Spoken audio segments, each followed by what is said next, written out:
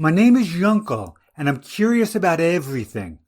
I host a late-night radio program, which is an ideal vehicle to explore my curiosities. I am particularly interested in authentic voices, what they say, what they do, and how they go about being heard. A place with many authentic voices is vaudeville. Vaudeville has a rich history with lots of colorful characters. So I decided to do a show about vaudeville and invite some of these characters to join me. First up was Molly McGuff. McGuff was a vaudevillian back in the days when vaudeville was thriving. In an era of funny men, McGuff was funnier than any man. It used to be that every town had at least one vaudeville house. However, vaudeville is dying, being pushed aside by the more profitable mediums of movies and television.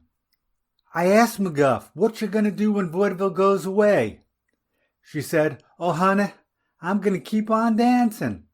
And I knew she would. Even though the show business landscape was shifting beneath her feet, McGuff had good energy and would find a way to evolve with the times.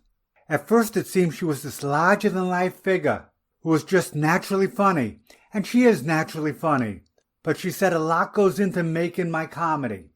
I was intrigued and asked, how do you go about making comedy? I keep these notebooks with all my old comedy sketches, McGuff said. Then when I get a new idea, I go back through my notebooks and rub together the new idea with the old bits, trying to generate a spark. And once something sparks, I need to find the voice and body language to sell it to my customers. I was impressed and said, this is a kind of creative ecosystem you got going. Yes, that's exactly it. And what comes out of it can't sound like Sophie Tucker or Betty Hutton or even Mae West. It has to sound like Molly McGuff. I asked for an example. McGuff pulled out a tattered old notebook, flipped through a few pages, then looked up and smiled at me. "Hey, Yunkel, you up for playing a cannibal?" I stared at her. I've never played a cannibal before. I might need a hand, and maybe some honey mustard to go with that hand. She laughed and said, yeah, you be the cannibal guy. And I'll be... McGuff's wheels were turning. I'll be a lady with a cooking show, like that Julia Child. It'll be great. We'll have ourselves a nice little conversation about how to make the perfect meatloaf. So there I was playing a cannibal, while McGuff's version of a TV chef was bubbling over with enthusiasm. Oregano, lots of oregano is the secret to a great meatloaf. I suggested she put more of herself into it, give it some personality, and things just evolved from there. Next up was Fred C., a stoic-looking fellow with a long gray beard. He was older than dirt, but younger than McGuff, if you measure age by actual years lived. For the last 3 years, Fred had been working on writing the entire history of vaudeville, which would have been great if he was writing it in a book, but he was writing it on a scroll, which he called the Fred C. Scroll, and was planning on burying it where the old vaudeville house used to stand.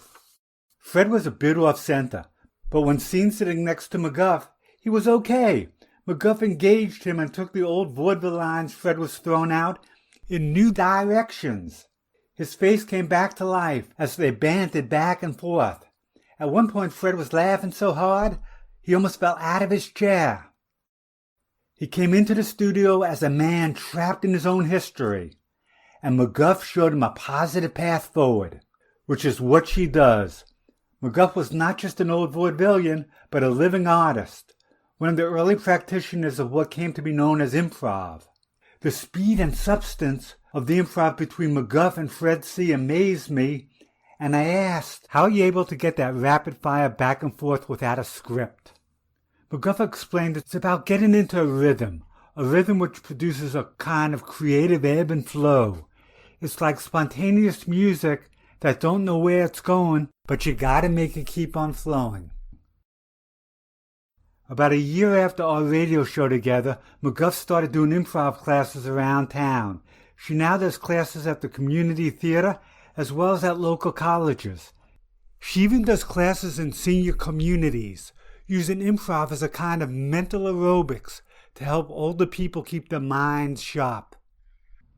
It occurred to me that McGuff's process of connecting raw materials to create her comedy extends to creating spaces. Spaces where she can connect her time and talents with a new group of customers. I've attended some of her classes and they are a lot of fun. Her good energy is contagious. She ends every class by encouraging her students to keep on dancing, which is what she does.